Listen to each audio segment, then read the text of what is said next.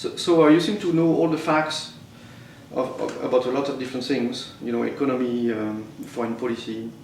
How do you do that? I mean, how do you keep it? First of all, you know the latest facts, and you know a lot of them. You have a lot of depth as well. How do you do it? No special tricks. Hard work. Yeah. Nothing else. So you read the news constantly. You read books. Well, take a look. Yeah. You see my home, much worse. That's what has to be read.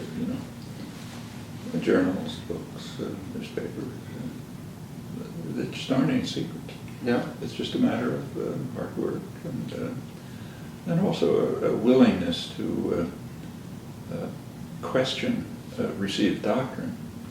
So take the first issue you raised, killings. If I had said here an answer to that question, well, the worst country in the world is Mao's China because they killed maybe 30 million people in the famine, I wouldn't have needed any evidence. And yeah, sure, I would agree. Everyone would applaud. When I tell the actual facts, yes, I have to give evidence, and nobody will believe it. Yeah, people don't listen to you. Yeah. So you have to be willing to look at the things that are, to question conventional doctrine. I mean, take for example, you mentioned earlier that Iran is regarded as the most dangerous country in the world by U.S. foreign policy elites, and in fact quite generally in the West, not in the Arab world, as I just mentioned, but in the West. And in fact, if you look at the WikiLeaks, the most dramatic discovery, the one that made the headlines, is that American diplomats reported in the Middle East, reported that the Arab states supported the United States on this. That was all over the place. Well, actually, if you take a close look, it's not true. Whatever the Arab leaders may have said, and that we don't know because the diplomats filter what they report, but whatever they said, the most you can say is that the Arab dictators support the United States. And what about the population? Well, no, it's the opposite, and that doesn't get reported. In fact, see if you can find a report of that. That style of reporting reflects the kind of deep-seated contempt for democracy. That's a core part of Western intellectual culture. Doesn't matter what the public thinks. If the dictators support us, we're supported by the Arab world, and that's kind of taken for granted.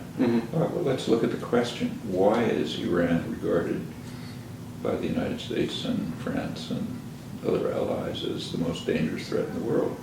Actually, we have a definitive answer to that, entirely authoritative answer. It comes from the Pentagon and U.S. intelligence agencies.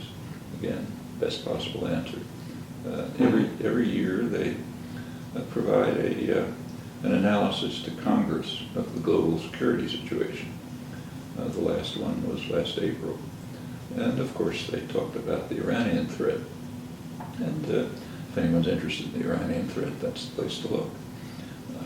They're quite explicit. They say it's not a military threat.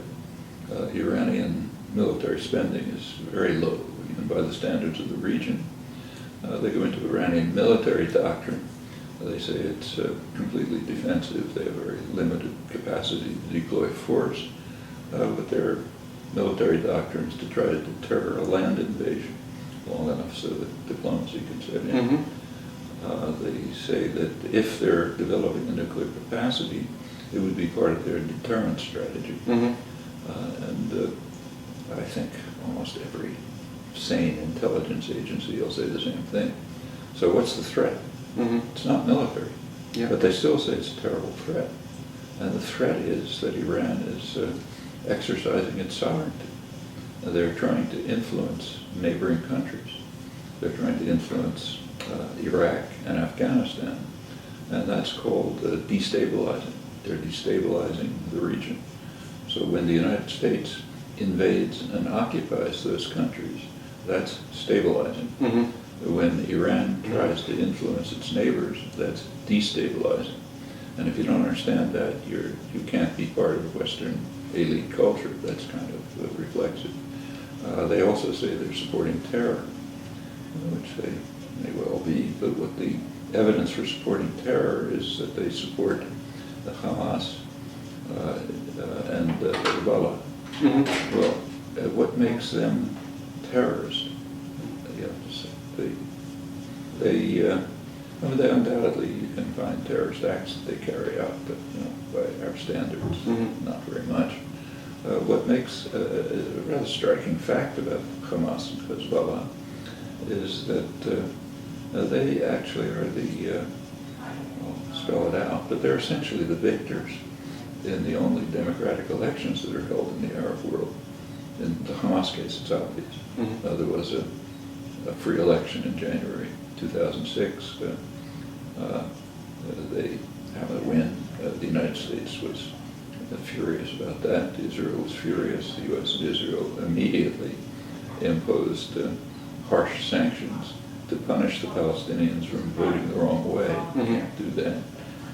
Europe joined in. Europe timidly follows along the United States most of the time. So you punish the population for voting the wrong way. That's Hamas.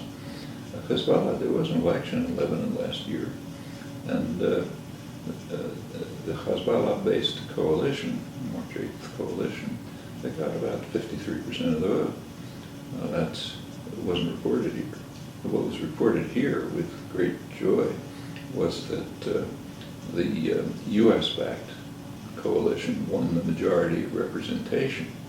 That's another sign of our contempt for democracy. The Lebanese system established by the French back in the 40s is a sectarian system, and the Shiite population is seriously underrepresented.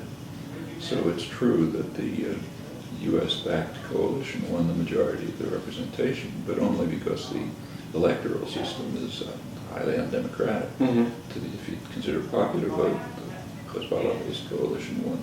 Well, those are the two supporters of terrorism. The main charge against Hezbollah, the major charge, is that they drove Israel out of Lebanon.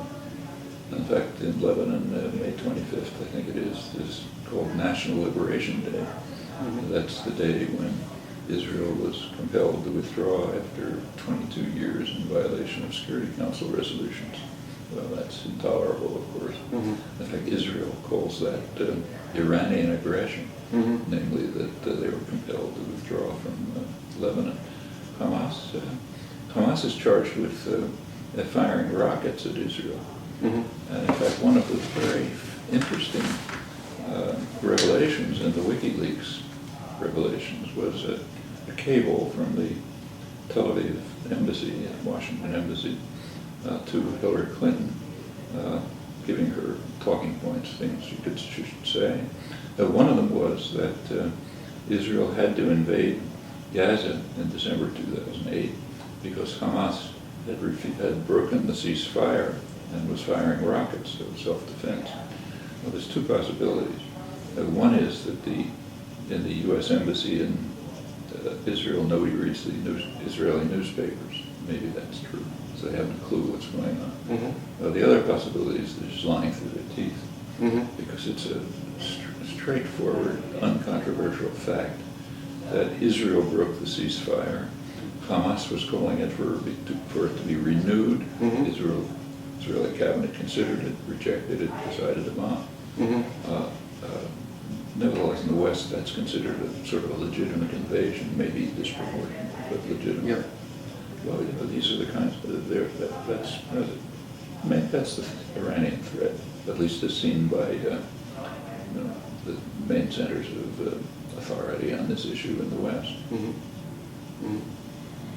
So when I talk to my friends about Noam Chomsky, there are usually two groups. One, the first group already understands what you do, and they when people understand what you do, it makes sense. What you explain, and they get it, and they like what they know about your work. And the other group, they know a little bit of what you do, but they shut down immediately. They say, "Oh yes, Noam Chomsky is controversial. It's always the same kind of thing, So, but in both groups, I know very well-educated people. How come somebody who has a PhD can ignore, some of the facts that you you write that are so clearly obvious to the rest? Suppose you took a poll in everybody. Suppose you were in Iran, and you asked people, what do you think about Shireen Ebadi or Nakbar Ganji or any of the other critics of the Iranian government? You get the same two kinds of answers. Some would say, know what they do, understand it, maybe have some comment about it.